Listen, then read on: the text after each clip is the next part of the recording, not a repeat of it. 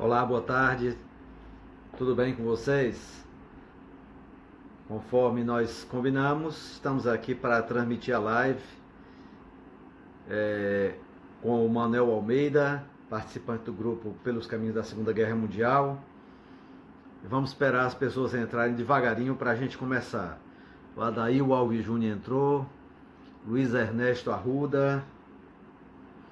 O Manel entrou aí. Valeu, Manel.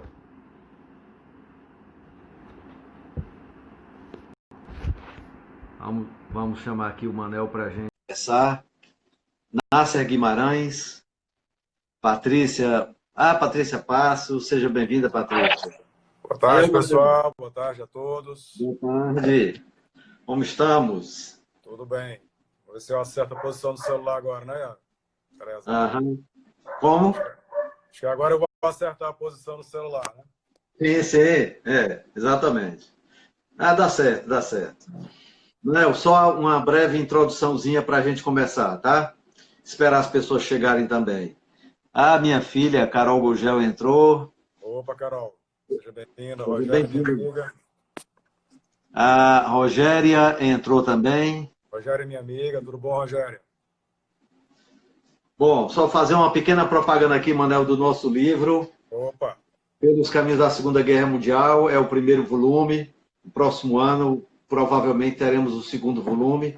Nele você vai encontrar, é um guia, mais um guia histórico, cultural, geográfico, etc., onde você pode se deparar com os locais da Segunda Guerra Mundial. Foi uma forma de contar a história da Segunda Guerra, passando pelos lugares onde ela aconteceu, tá certo?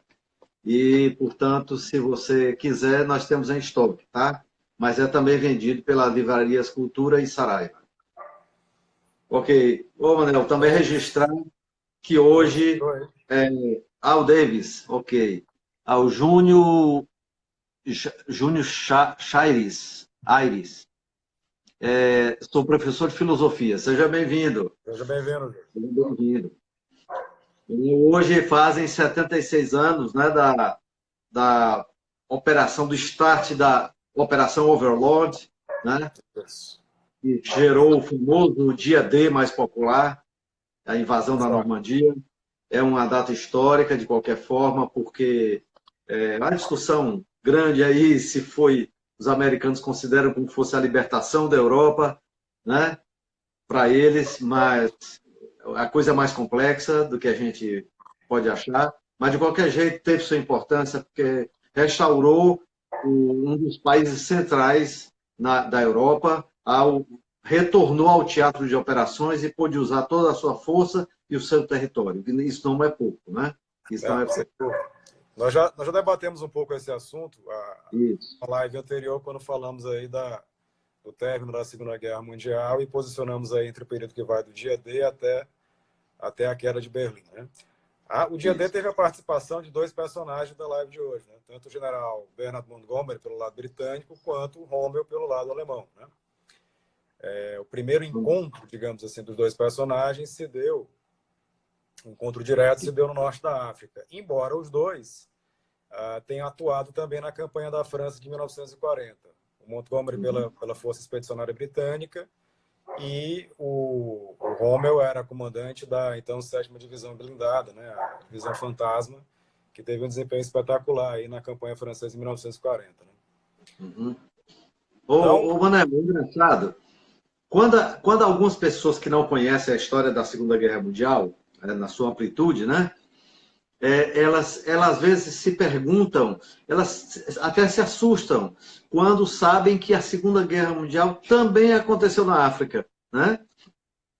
Assim, elas ignoram isso, né? E, portanto, hoje vai ser legal, porque isso vai dar uma repassada geral nesse teatro de operações, que também teve sua importância, né? Vamos lá, Manel. Sem dúvida, sem dúvida. A Segunda Guerra Mundial, ela realmente foi uma guerra global, né?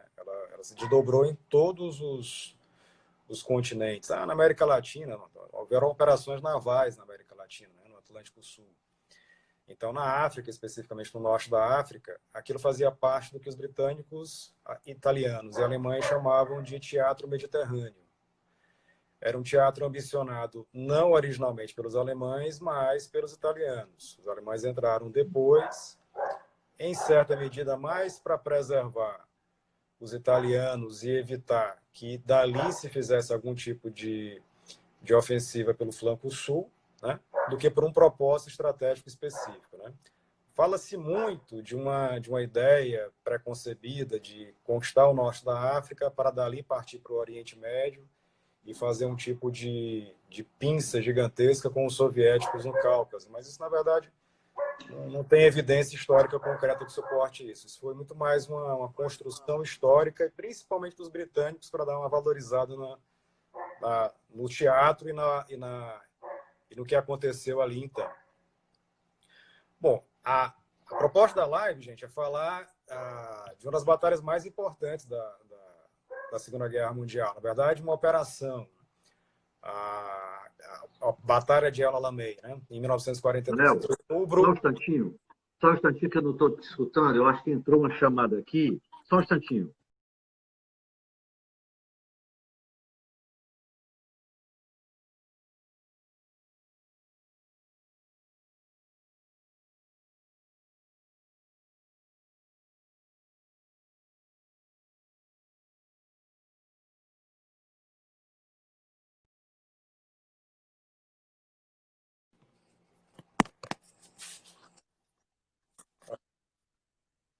Ajustando as falhas técnicas aí, né? As minhas também, o celular caiu aqui. Então, El Alamein, na verdade, é uma batalha da Segunda Guerra Mundial que é importante de diversas formas. Primeiro, porque ela foi a primeira grande vitória britânica sobre os alemães, né? Depois da vitória, Churchill mandou que os sinos das igrejas da Inglaterra tocassem. Montgomery foi nomeado visconde de El Alamein. Então, teve toda uma importância simbólica que foi muito bem utilizada pelos britânicos do ponto de vista de propaganda, que faz parte, evidentemente, né? Rommel é um personagem que tinha ficado muito grande pelas vitórias que tinham obtido no norte da África, e aquilo meio que lavou a alma dos britânicos, né? Vamos lembrar que, nos 2 anos anteriores, o sucesso militar dos britânicos em terra, o sucesso militar dos exércitos britânicos era alguma coisa entre nada e coisa nenhuma, né? Então, os britânicos sofreram derrotas na França, sofreram derrotas na Grécia, em Creta em particular, e no norte da África, embora tivessem começado vencendo os italianos até com uma certa facilidade, na hora que os alemães botaram o pé na Líbia e dali partiram em direção a Cirenaica, que hoje pertence à Líbia, mas na época era um território separado, né? A fronteira ali entre o que hoje é o Egito entre o que hoje é a Líbia e o Egito, né? Ali Rommel começou a fazer a fama dele, né? Ele chegou como um general de divisão, promovido a general de corpo de exército, que vai liderar aí apenas 2 divisões alemãs, só 2, em apoio aos italianos. Os italianos continuaram sendo, durante toda a campanha do norte da África, a maioria numérica das tropas, né? Mas a liderança militar e o sucesso militar obtido pelo eixo no norte da África, a partir da chegada de Rommel, é obviamente um sucesso militar dos alemães, né? Rommel vai modificar de cima a baixo a campanha do norte da África, vai impor aos britânicos uma série de derrotas, algumas dessas derrotas realmente humilhantes, e o ápice disso vai ser El Alamein, né?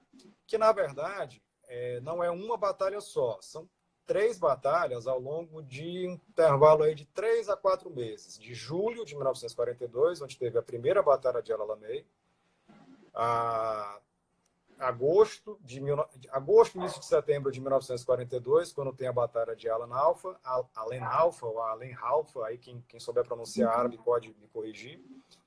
E a terceira, no final de outubro, começo de novembro, que é efetivamente a segunda batalha de El Alamein, e que é conhecida como a Batalha de El Alamein, embora, de certa forma, as 3 sejam batalhas sucessivas na mesma região, porque El Alamein era um entroncamento, digamos assim, que existia próximo a Alexandria. Se passasse dali, os alemães chegariam ao principal porto do Egito e tomariam o Egito e o Canal de Suez, né?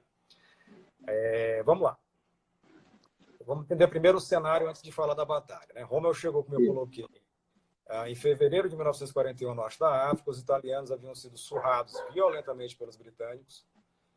As derrotas eram humilhantes. Mussolini pediu ajuda a Hitler. Hitler mandou, então, um jovem general de divisão, promoveu ele a general de corpo, entregou a esse general 2 divisões com a promessa de algum reforço, que foi cumprida muito lentamente, né?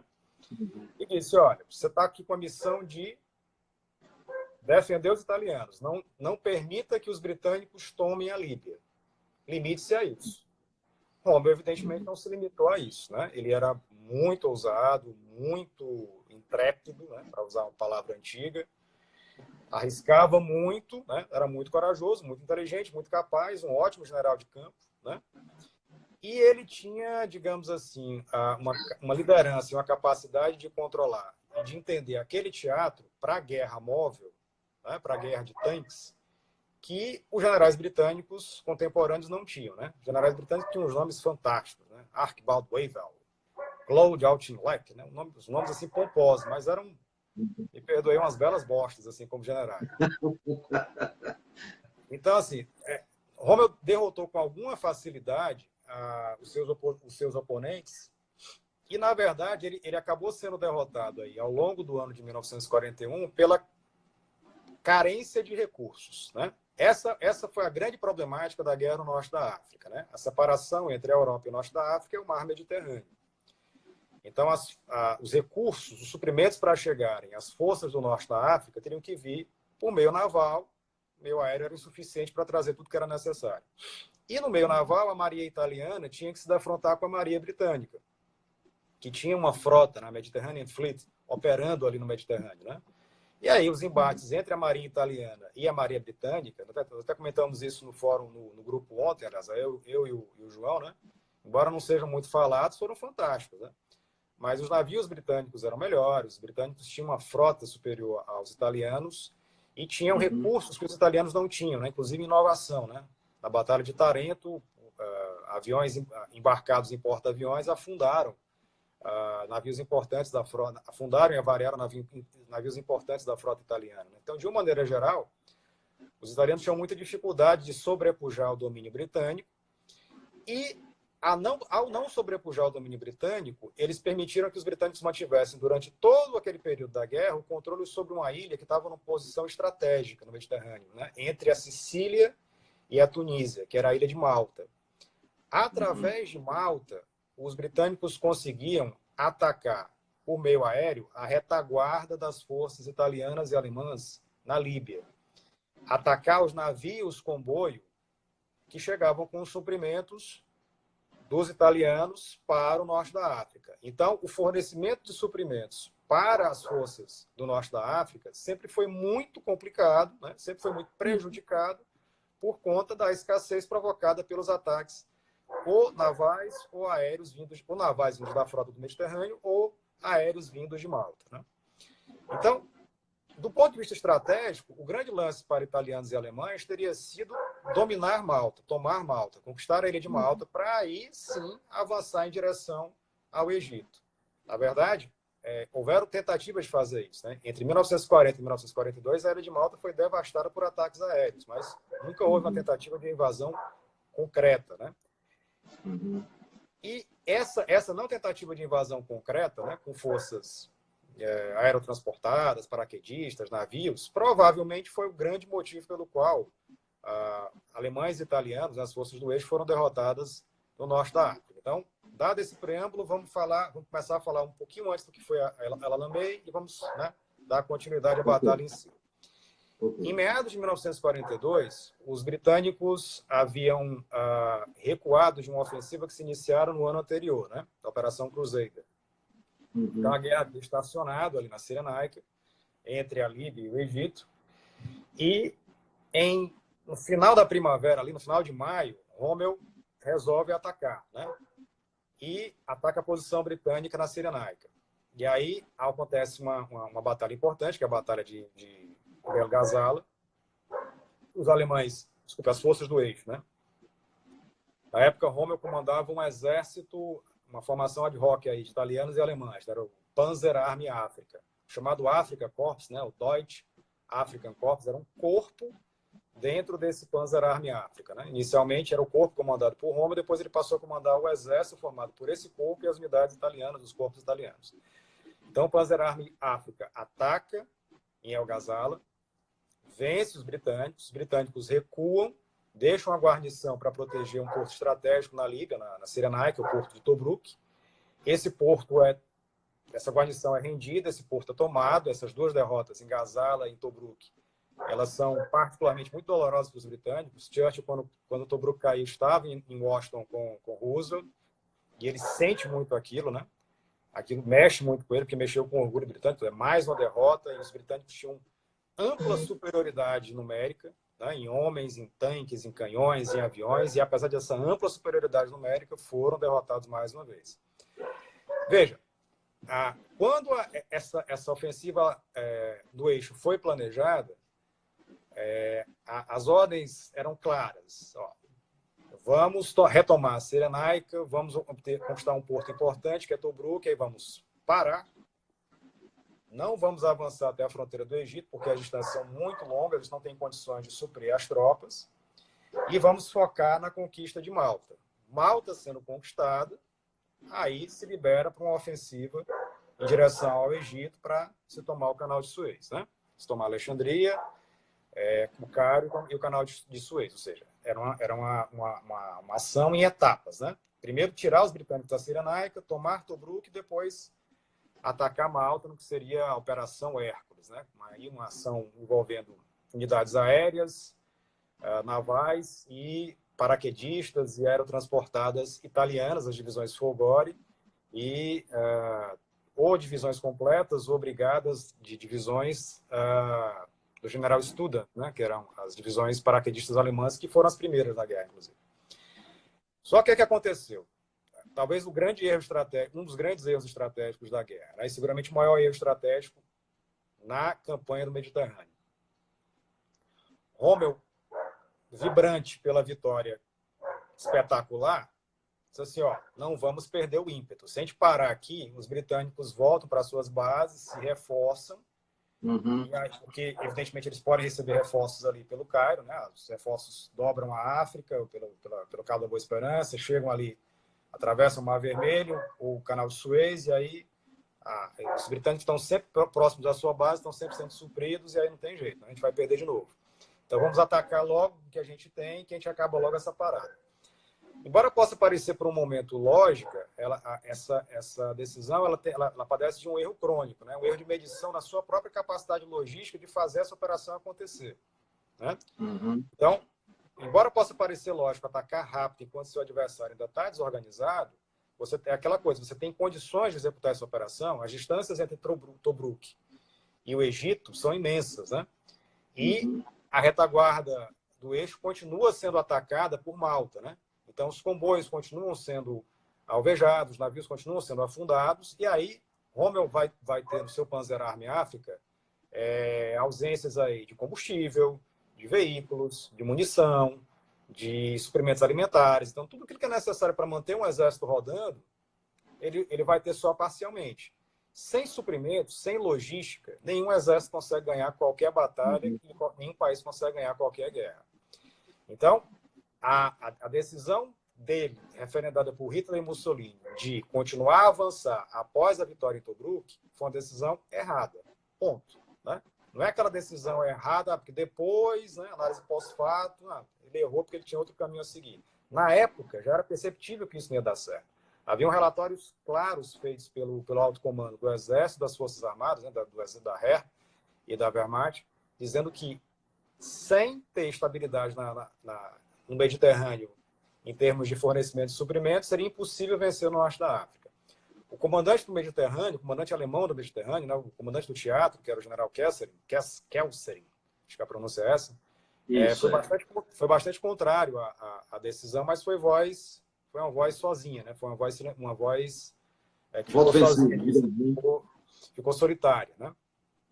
Então, a partir do momento em que há essa ofensiva de Rommel, logo após Tobruk, no início de julho, começa a primeira batalha de El Alamein. Então, a primeira batalha de El Alamein é essa tentativa inicial dos alemães de conquistar o Egito, após a tomada de Tobruk, no início de julho. E aí eles vão enfrentar forças britânicas que haviam recuado bastante até uma linha de uma antiga estação ferroviária chamada, uma localidade chamada El Alamein, né, a uns 120 quilômetros de Alexandria. E ali, próximos às suas bases, os britânicos começam a se reorganizar. Ali, então, o comandante do 8º Exército Britânico era um general chamado Neil Ritchie. E o comandante-geral do teatro do Oriente Médio britânico era o Claude Auchinleck. O Ritchie tinha tido um desempenho muito ruim em Gazala, e aí ele foi afastado, e o Auchinleck assumiu o comando do próprio 8º Exército, né, que era o Exército Britânico. Ele era o comandante do teatro e também o comandante do Exército. Foi brincar nas duas posições. Auchinleck consegue organizar o 8º Exército de forma que resiste ao ímpeto de Rommel. Ele evita uma vitória de Rommel na primeira batalha de El Alamein, mas as perdas dele nessa tentativa, nessa defesa, foram muito pesadas, né? Então, ele perdeu uma quantidade muito grande de recursos, perdeu uma quantidade muito grande de tanques novos, inclusive, né? Destroçou aí unidades importantes do exército britânico. E o lance de ter tido uma vitória de Pirro, né, acabou sendo muito custoso para ele como comandante, né? Churchill, que estava cansado daquilo, tomou a decisão de trocar os dois comandos. O comando do teatro deixaria de ser dele e o comando do 8º Exército também deixaria de ser dele. Ele teria dois novos comandantes. Um para o teatro do Oriente Médio, que ele transformaria, na verdade, em teatro do Oriente Próximo, né? Ele criaria teatros separados entre o Oriente Próximo e o Oriente Médio. E teria um comandante específico para o 8º Exército. O comandante não era originalmente o Montgomery. Era um general que já atuava no norte da África, que era o general William Gott, que tinha simpatias de Churchill. E no acidente aéreo, no começo de agosto, ele morreu. Ao morrer, deixou vago o lugar do comandante do 8º Exército. Então, Alan Brooke, que era o chefe do Estado-Maior Imperial, chefe do Estado-Maior do Exército, tinha um peixe, né? Tinha um general que ele gostava, que era o Montgomery, que estava sendo preparado para comandar o 1º Exército Britânico durante o que viria a ser a Operação Tocha, né? A invasão anglo-americana do norte da África, lá pelo Marrocos e pela Argélia. Então, ele tira o Montgomery da Operação Tocha e leva ele para comandar o 8º Exército. Montgomery é uma dessas figuras históricas que tem uma marca pessoal própria, para o bem e para o mal, né? Para o mal, ele era uma figura que pouca gente gostava. Tirando o Alan Brooke, acho que pouquíssimas pessoas do meio gostavam dele. Da imprensa, de uma maneira geral, não se gostava dele, principalmente da imprensa americana. Os americanos detestavam ele, né, e aprenderam a detestar cada vez mais à medida que a guerra foi avançando. Inclusive, comprometendo a imagem dele, né? Assim, comprometendo a imagem dele, né? E o que foi fatal para a imagem dele lá na Market Garden, não é isso? Sem dúvida, sem dúvida. Qualquer erro que ele cometesse tornava um erro muito maior. E olha que na Market Garden, como a gente abordou aqui, embora ele tenha cometido suas falhas, inclusive ao ser muito audacioso nas pretensões da Market Garden, os erros não foram só dele, né? Houveram erros de execução na condução da operação. Mas em El Alamein ele chega como general de exército que tinha tido um desempenho em unidades de treinamento na Grã-Bretanha muito bom. As tropas dele eram reconhecidamente como as melhor treinadas e preparadas. Ele era um cara muito rigoroso nisso e trabalhou muito bem isso. E era respeitado pelo caráter disciplinador, embora, né, era aquela coisa do general que é respeitado, mas antipatizado, aquele chefe chato, né? Vamos lá, quando ele chega no 8º Exército, ele chega no começo de agosto, em meados de agosto, na verdade, ele pega um exército, na verdade, multinacional, né? São tropas britânicas, que aí incluem ingleses e escoceses, tem neozelandeses, tem australianos, tem sul-africanos. Entre os neozelandeses tem maores, tem indianos também. A organização dessas tropas não é das melhores. Sempre foi muito criticado ao longo da guerra a maneira como os britânicos organizavam as suas divisões, e dentro das suas divisões, os seus batalhões e regimentos, as cadeias de comando sempre pareciam muito confusas e não pareciam tão bem organizadas quanto as alemãs. Então ele reorganiza tudo. ele reorganiza a estrutura do 8º Exército. Ele divide em 3 corpos de exército, um corpo só blindado, 2 corpos de infantaria reforçados por brigadas ou divisões blindadas.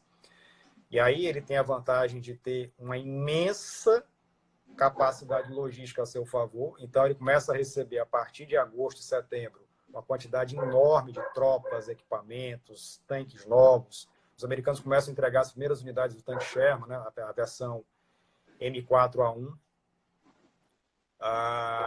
E tem um grande aliado no ar, né, que é o apoio aéreo majoritário. Né? Ele tem a vantagem aérea, né, ele tem a superioridade aérea, ele tem a companhia do vice-marechal do ar, Tedder, que eu não gostava muito dele também, mas ele tem a inteligência de se aproximar do Tedder fisicamente, ou seja, ele coloca o Estado-Maior dele, o comando dele, né, o QG dele, próximo ao QG da aeronáutica, né, para aproximar, para tornar as relações mais próximas e as decisões e a cadeia de comando mais simplificada. Né? Assim, na hora que ele vai planejar qualquer ação, ele pode conversar com o cara da Força Aérea, da RAF ali do lado. Né? E aí pode discutir o planejamento com ele. Então, ele também transforma a mentalidade do 8º Exército. Era uma mentalidade, de certa forma, dividida em 2 grupos. Né? Tinha um grupo dos caras mais experientes, mais cascudos, que eram veteranos, que ao mesmo tempo que eram muito cascudos, eram meio derrotistas, porque vamos enfrentar Roma e vamos perder de novo. E os recrutas, os jovens soldados que estão chegando, né, que saem do treinamento e vão enfrentar a sua primeira batalha, né, eles estão meio, putz, o que é que vai acontecer? Então ele trabalha tanto o psicológico daqueles soldados mais experientes para fazer os vencedores de novo, quanto o trabalho psicológico dos jovens que chegam para a sua primeira grande batalha, para seu primeiro grande enfrentamento contra um personagem que os próprios britânicos haviam ajudado a transformar em mito, né, que era Erwin Rommel. Então, ele tem tempo para se preparar até a página 2, porque logo quando ele chega no comando, Rommel resolve fazer um novo ataque. Então, o primeiro ataque em julho fracassaram, a primeira batalha de El Alamein, os britânicos, embora com a vitória de Pirro, venceram, e Rommel tenta testar o novo comandante do 8º Exército com uma nova investida. Mas ele enfrenta os mesmos problemas logísticos. Ele tem falta de equipamento, falta de combustível, inferioridade no ar, inferioridade em terra, em homens e tanques. Vamos lembrar que boa parte das forças de Rommel, boa parte do Panzer Army África, a maior parte das tropas eram italianas ainda. Né? Então ele tem que contar com soldados e comandados e equipamentos desses comandados que são inferiores, né, aos seus, né, e inferiores inclusive aos britânicos. Então ele luta meio que capenga, assim, né? Embora os italianos tenham dado mostra de valor e bravura em vários momentos da guerra, no geral o desempenho foi pífio. Então a Batalha de Alan Halfa é uma tentativa de ofensiva de Rommel, tá certo? Para tentar novamente tomar o Egito e novamente fracassa. Fracassa por 2 razões. Pelas condições logísticas deficitárias, né? E fracassa porque os britânicos usam muito bem uma coisa que eles têm disponível há 2 anos e meio, nem sempre usaram muito bem na guerra, que são as informações da Ultra. Né? O Ultra era o sistema de espionagem que os britânicos tinham desenvolvido, tinham montado, né, 2 anos e meio antes, né, em Goswell Park, em Bradford Park, que tinha descoberto, que tinha decodificado o sistema de encriptação da máquina Enigma, que era a máquina de comunicação dos alemães, e, independente do código que os alemães usassem, o computador analógico lá da Ultra decodificava, e aí os britânicos tinham ciência das informações das comunicações alemães em tempo real. Então, todo ataque alemão, se bem entendido, se a leitura de quem estivesse interpretando fosse correta, era antecipado. E Montgomery usou muito bem as informações da Ultra. Alguns dos seus antecessores não usaram tão bem. Ele usou muito bem. Então, ele conseguiu antecipar o ataque. As condições do ataque, do ponto de vista geográfico, não eram das mais vantajosas, porque especificamente onde estavam alojadas as forças britânicas e alemãs, o espaço de manobra era limitado. Era o Mediterrâneo acima e uma depressão pantanosa abaixo que era intransponível, que era a depressão de Catara. Então, pouco espaço para manobrar, se tirava uma grande vantagem dos alemães, que era a manobrabilidade das suas divisões Panzer, né? E do próprio conceito militar da Blitzkrieg. Então, isso, né?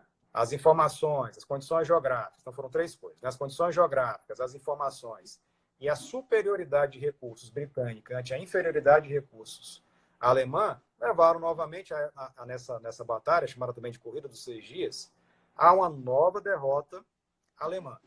E essa derrota poderia ter sido uma derrota definitiva, porque os britânicos, naquele momento, tinham ampla superioridade, venceram com relativa facilidade as forças do Panzer Army África, e se Montgomery tivesse sido mais ousado, e essa foi uma grande crítica que foi feita a ele na época e depois, ele poderia ter dali iniciado uma ofensiva, ou seja, ele recebeu o ataque, defendeu bem o ataque, derrotou claramente as forças inimigas. Ele podia ter aproveitado a ampla superioridade que ele tinha e partido para o abafa e acabado com o Panzer Army África, acabado com o Rommel ali, entre o final de agosto e início de setembro. Né? Economizaria aí quase 2 meses em relação ao que aconteceu na frente. Seria vantajoso de N formas. Né? Tempo é vantajoso. Né? E você conseguir vitórias antes do outono e do inverno também é muito bom em qualquer lugar do mundo, inclusive no norte da África. Mas ele não fez isso. Não fez isso por 2 razões, eu acredito. Né? Uma é porque ele era muito conservador mesmo. Assim, ele era o rei da batalha arrumadinha. Não, conseguiu um objetivo, vamos planejar o próximo. Né? Ousadia e criatividade não eram marca registrada de Montgomery. Por outro lado, também era aquela coisa, ele tinha assumido o comando 2 semanas antes.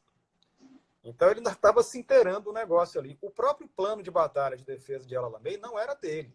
Era da equipe anterior, do Claude Auchinleck, né? Então, a equipe dele, o Estado-Maior dele, recebeu aquele plano, no máximo deu uma customizadinha ali de leve, né? E foi pro pau. Então, o nível de conforto e segurança que ele tinha para fazer aquilo era baixo. Então, combina essas questões de foro íntimo dele, né? Do conservadorismo, da pouca criatividade. Com o fato de ele estar chegando no pedaço agora, ele vai segurar. E aí ele se prepara em setembro e outubro para, quando tiver uma ampla e total e absoluta e restrita superioridade, fazer realmente um ataque definitivo e fulminante. Veja, no final de agosto ele já tinha superioridade total. Tinha mais aviões, mais homens, mais canhões, mais tanques, mais tudo. Né? Mais suprimentos, então nem se fala. Mas ele achava que não era suficiente. Ele queria mais. De fato, ele recebeu muitos reforços entre setembro e outubro. Reforços que tornaram o 8º Exército uma força gigantesca. O 8º Exército sozinho tinha quase tantos tanques disponíveis quanto o Grupo Sul do Exército Alemão lutando no Cáucaso. No Cáucaso e no Volga. Então, se você pegar o Grupo Sul do Exército Alemão em 1942, no verão de 1942, ele tinha, juntando todas as divisões, né, e todos os exércitos, ele tinha 2 exércitos Panzer, cada um formado por várias divisões Panzer.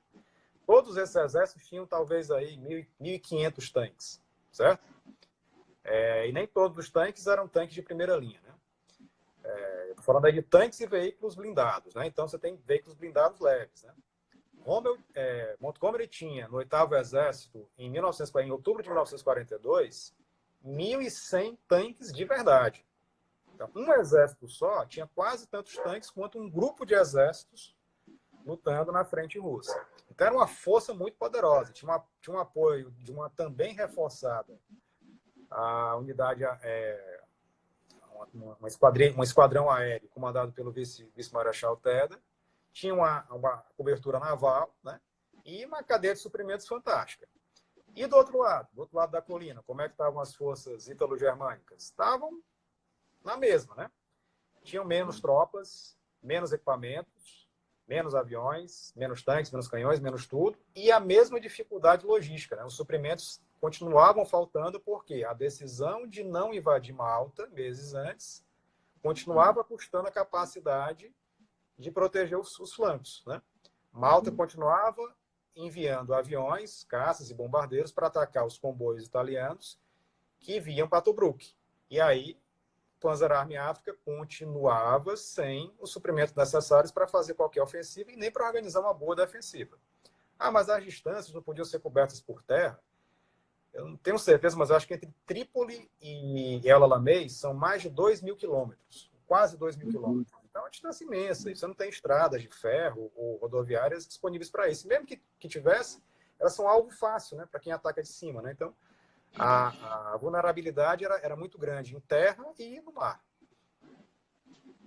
E detalhe importante, Rommel não estava lá, né? No começo da segunda batalha de El Alamein, Rommel estava na Europa, mais precisamente ele estava numa cidade próxima a Viena, na Áustria, se recuperando de uma icterícia, né? Na verdade, ele estava com vários problemas, né? Icterícia era um deles, né? Mas ele estava,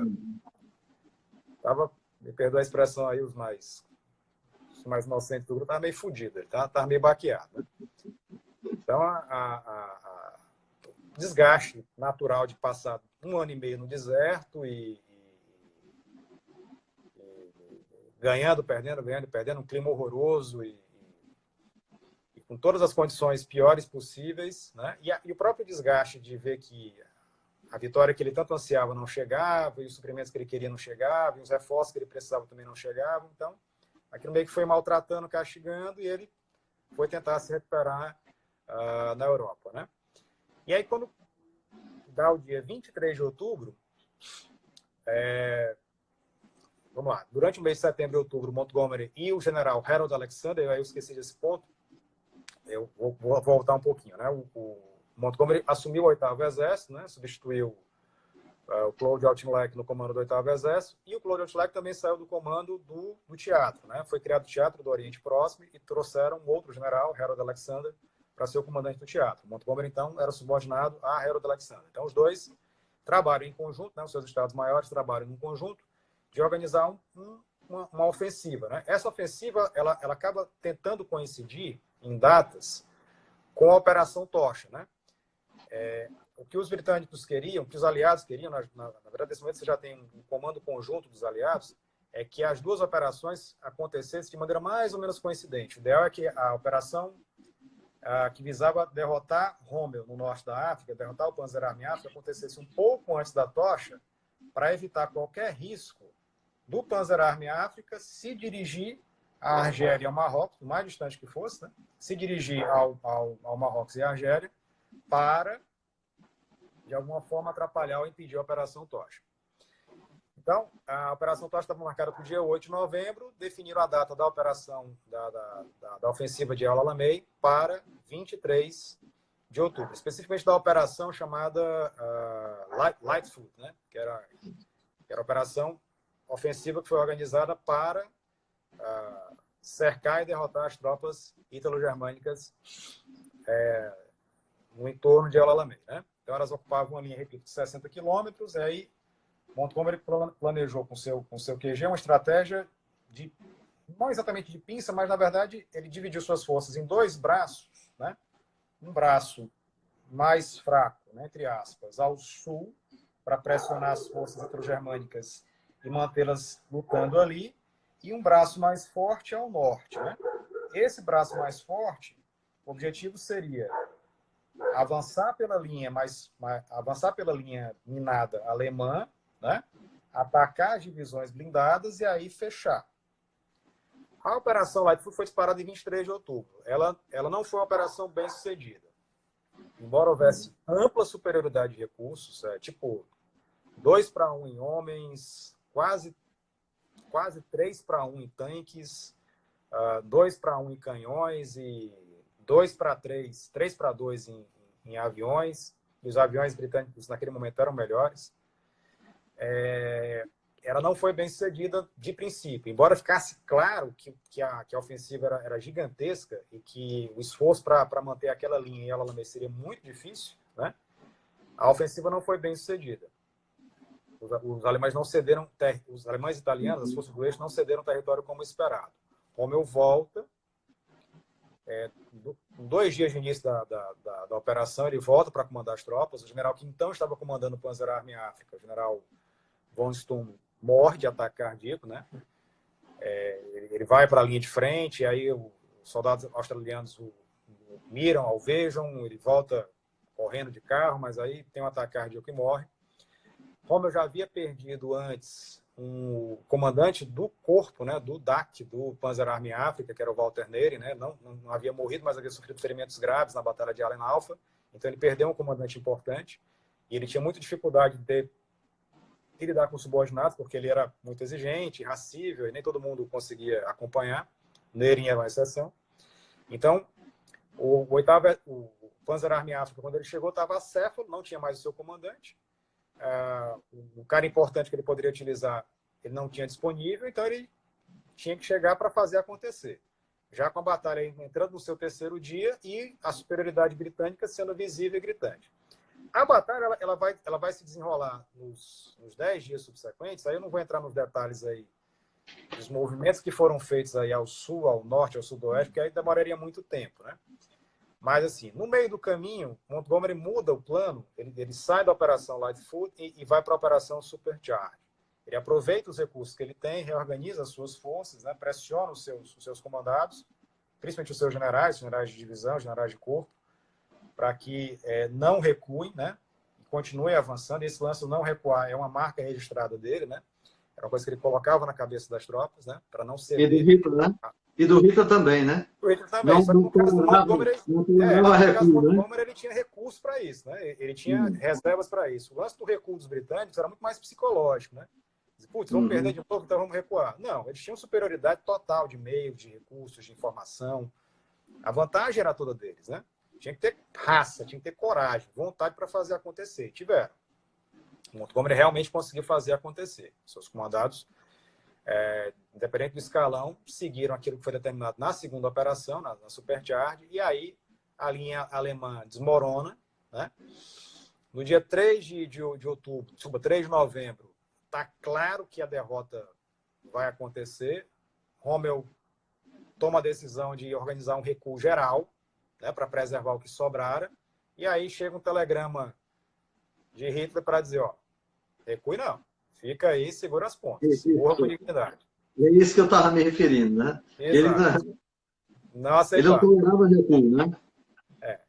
É uma dessas coisas da guerra que são absurdas, né? Assim, do ponto de vista de estratégia militar. Óbvio que a Segunda Guerra Mundial tem N coisas absurdas de caráter muito mais importante, mas do ponto de vista militar, você imaginar que o comandante em chefe do país, né, o chanceler, vai interferir numa decisão militar no norte da África, que nem era naquele momento o teatro mais importante era na frente oriental, na Rússia, é um negócio inconcebível, né? Uma decisão militar tática ali, né? Você está com suas forças destruídas e obviamente você precisa recuar para se reorganizar. Aquela relação conturbada de Hitler com a Wehrmacht, né? Com o exército. Então, o recuo é cancelado, né? E aí tem toda uma... Quando você dá uma ordem de recuo, não é, oi, pessoal, vamos voltar aqui, não. Tem toda uma cadeia de comando e organização de tropas e forças que tem que ser movidas para isso. De repente, no meio do caminho, ó, não vamos recuar mais, não. Então, imagina a desorganização e a bagunça que isso virou. Qual foi a consequência? Aumentaram as perdas, né? E aí, no dia seguinte, Rommel passa por cima das ordens de Hitler e diz, não, esquece isso aqui, a gente vai recuar. Quando ele toma essa decisão, horas depois chega um bilhete de Hitler que aparentemente arrependido diz, não, agora você pode recuar. Mas a Inês era morta, ele já... E Rommel, entendendo que a Inês era morta mesmo, não tinha muito o que fazer, ele recua o que dá. No recuo que dá, ele deixa os italianos para trás, né? Então ele se preocupa em retirar o que ele consegue retirar das principais unidades blindadas e motorizadas dele, né? O que ele foi capaz de salvar. O que ele não foi capaz de organizar e salvar, ficou e foi derrotado e capturado. Por exemplo, o general von Thoma alemão foi capturado, generais italianos foram capturados, a boa parte da infantaria italiana foi capturada, né? Então, além das baixas por morte, houveram inúmeras baixas por aprisionamento, né? Dezenas de milhares de soldados italianos, principalmente, foram capturados, e aí Zé Fini, né? Fim da batalha, né? No dia 5 de novembro, os britânicos são senhores do que ali acontece, iniciam uma tentativa de captura do que sobrou do Panzer Army África. Aí, observe que Montgomery não vai cometer o mesmo erro, entre aspas, que cometeu em Allenhaufen, né? Ele não segura a posição e deixa os alemães ir embora, não, ele vai atrás. Mas aí a dificuldade de mover as suas tropas, questões climatológicas, né? A logística, a distância e tal, e a habilidade de Rommel para comandar essa retirada fazem com que os britânicos não consigam destruir o que sobrou do plano Jararme em África. E aí Rommel começa um longo recuo, né? Do Egito para a Cirenaica, da Cirenaica para a Líbia, da Líbia para a Tunísia. Para aí, na Tunísia, vai haver o primeiro confronto entre os americanos e os alemães. Mas esse vai ser tema para uma outra live, né? A campanha da Tunísia é outra coisa. É outra coisa. Ok, Manel. Vamos fazer algumas observações aqui, algumas perguntas que o pessoal fez. Eu estava anotando aqui. O Jadireco fez a seguinte observação, não sei como é o nome dele, de fato, real, diz, só o Patton gostava de Monty. Não, o Patton não suportava o Montgomery. Mas na verdade não era só Patton, não. De uma maneira geral, os comandantes aliados, os comandantes americanos e canadenses não suportavam Patton. Talvez o único general americano que tivesse alguma empatia por Montgomery fosse Omar Bradley, né? Uhum. Tinham boas relações, assim, relações razoáveis, mas simpatia não dá para dizer, não. Eisenhower E ele pergunta assim, qual o mais difícil de lidar, Patton ou Montgomery? Difícil responder uma pergunta como essa. Provavelmente, os comandados de Patton tinham mais admiração, embora também tivessem medo, mas tinham mais admiração de Patton do que os comandados de Montgomery. Montgomery era aquele líder muito forte e muito chato. Muito cri-cri, muito cheio de mania, muito cheio de crenças em teorias conspiratórias e não confiava em ninguém. Era aquela pessoa difícil, uma pessoa de difícil trato. Patton era uma pessoa arrogante, pretensiosa, até uma série de preconceitos de classe, ele era o tipo ácido americano, mas provavelmente era alguém que os soldados se sentiam mais à vontade de estar perto. Mas na hora de botar os soldados para suar sangue e arrancar as tripas, o Patton não tinha coração. Mas nenhum dos dois se compara nesse aspecto a um general russo, por exemplo. Um Zhukov da vida estava cagando e andando para as suas tropas. Né? Se todos os seus soldados morressem, mas ele conseguisse conquistar seu objetivo, o Zhukov ia para frente. Né? Patton e Montgomery eram difíceis, mas não eram patologicamente irresponsáveis do ponto de vista da lida com seus comandados. Né? Ele diz também, o Patton detestava o conservadorismo de Monty. É isso mesmo? As pessoas têm que ter um certo cuidado com os filmes, né? Os filmes fazem uma leitura muito própria dos personagens. Né? Os estereótipos, né? Quando você vê um filme como Patton, por exemplo, você cria uma imagem de Patton, uma imagem de Montgomery pelo filme, não vá por aí não, tá certo?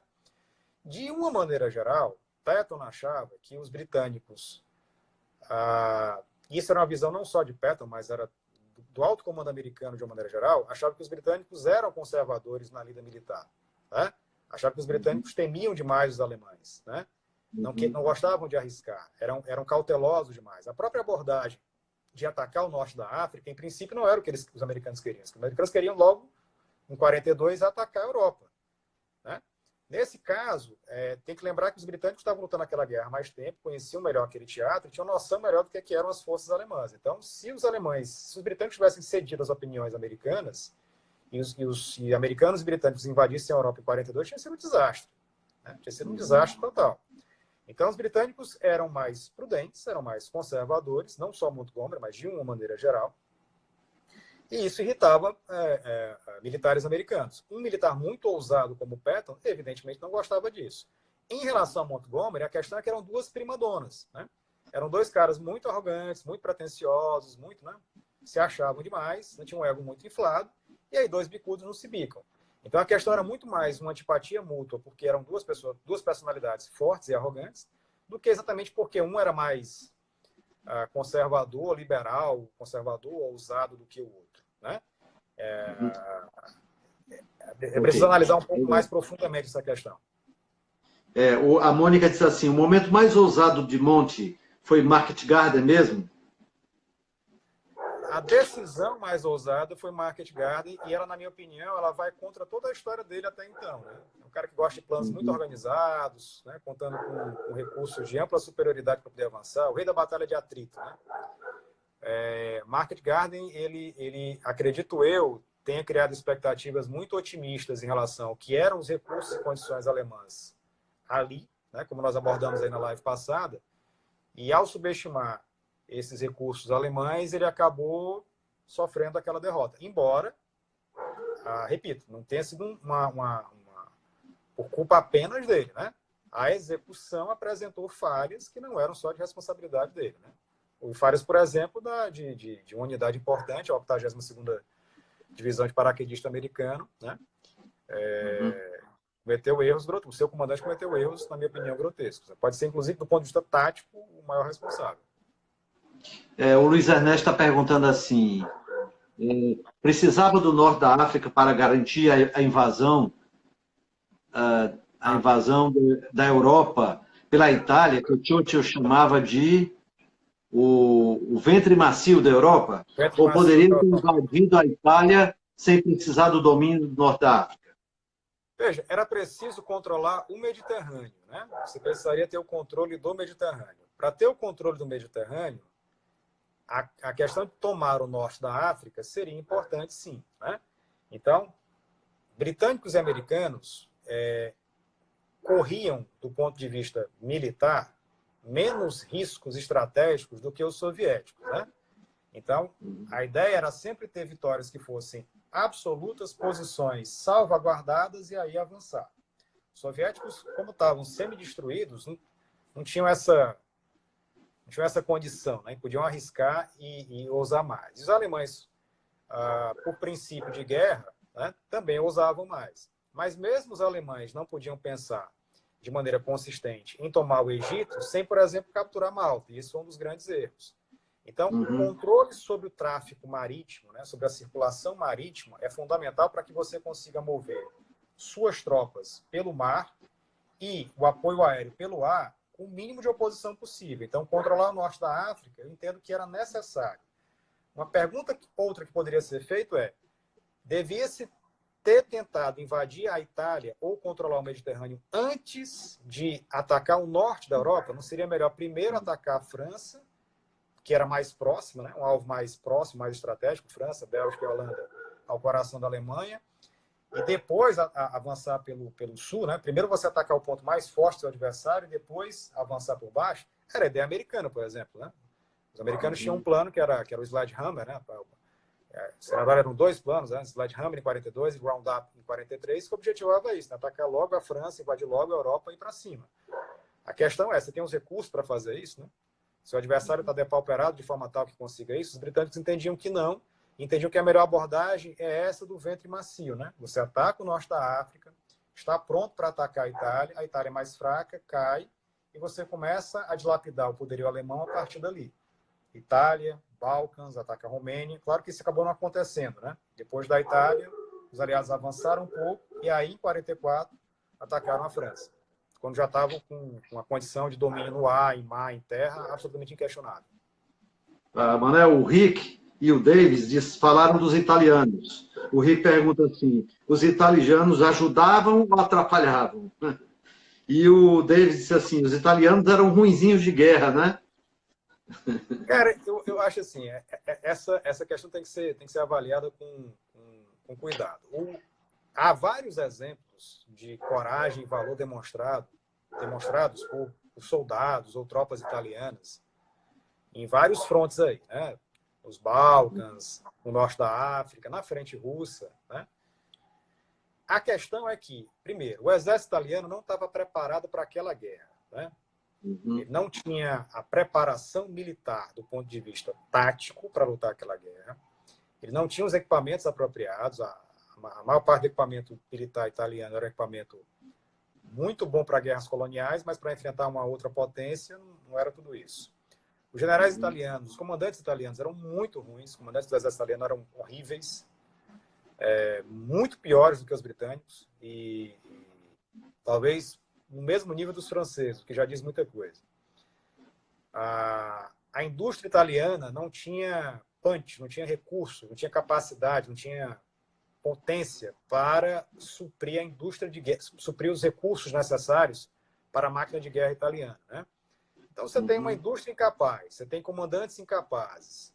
O povo não era muito simpático à ideia da guerra, por mais que Mussolini tentasse incentivar.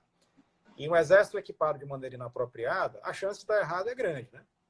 Então, a experiência na Grécia mostrou isso, em 1940, a experiência no norte da África mostrou isso, e também na frente russa. Então, em todos os teatros em que os italianos em terra, os soldados italianos em terra, foram convidados a lutar, eles podem até ter feito demonstrações de valor legais, assim, interessantes, que se podem medir, né? Mas no conjunto foi um desastre, né? Foi desastroso. E acabaram consumindo recursos que os alemães poderiam ter direcionado para frentes mais importantes, inclusive a frente russa. Agora, claro, né? Nem tudo é tão desastroso assim. A marinha italiana era uma marinha forte e respeitável, mas também não estava bem preparada para aquela guerra, né? Os britânicos foram os primeiros a utilizar unidades aéreas embarcadas para atacar navios inimigos, né? E os italianos, em 1940 e 1941, sofreram muito com isso, né? Não estavam preparados, não tinham porta-aviões, né? E, evidentemente, isso foi um baque para a marinha italiana. E os navios italianos, eles não tinham sistema de mira controlados por radar, os britânicos tinham, né?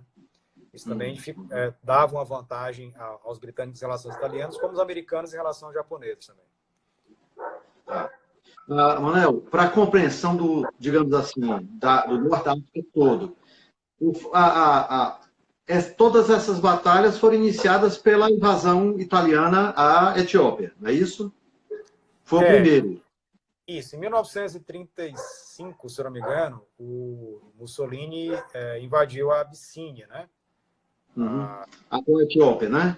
A atual Etiópia. E governada por Haile Selassie, né? O leão lá da... Né? Leão de Judá. É uma figura folclórica, né? É uma figura folclórica. O pessoal do Rastafari aí, né? O pessoal que gosta de reggae e tal, manja bem quem é o Haile Selassie, né? Então, o Mussolini tinha um sonho de recriar um império colonial italiano nos moldes do Império Italiano, né?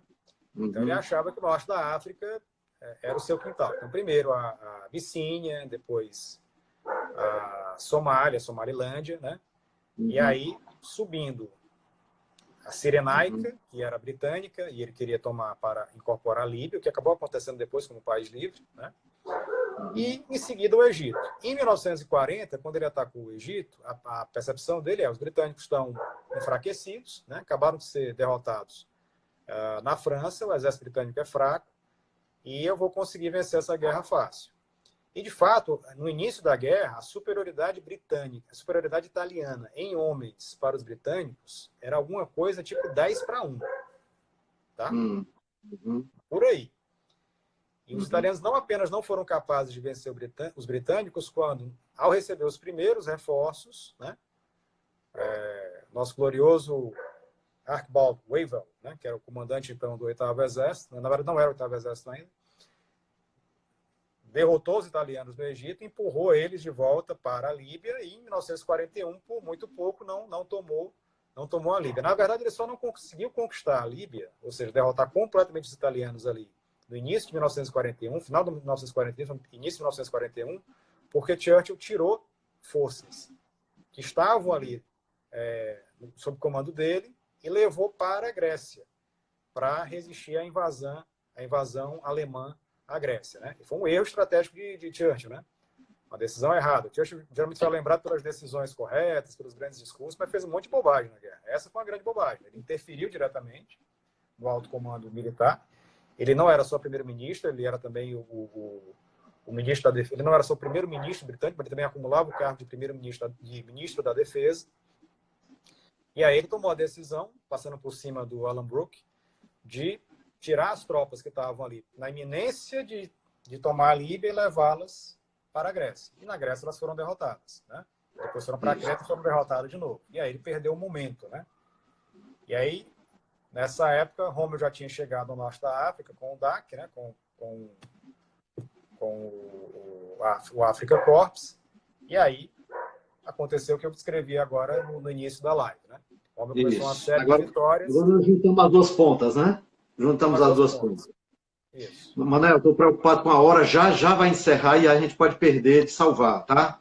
Então, só última saudação aí, rapidinho, senão acaba. Então, pessoal, obrigado aí pela presença de todos. Essa foi uma batalha extremamente importante, foi a primeira grande vitória dos aliados na guerra. A Batalha de Stalingrado, ela foi vencida um pouco depois, alguns meses depois, um mês depois começou a Operação Urano, né? Mas El Alamein é a primeira grande vitória